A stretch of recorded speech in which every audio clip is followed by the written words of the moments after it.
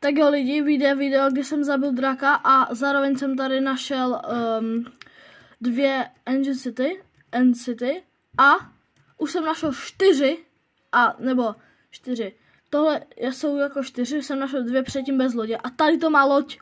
Takže yes, Elytra je tam, takže bude to úplně perfektní, můžu už všude lítat a v 8. díle mě uvidíte, nebo v 8.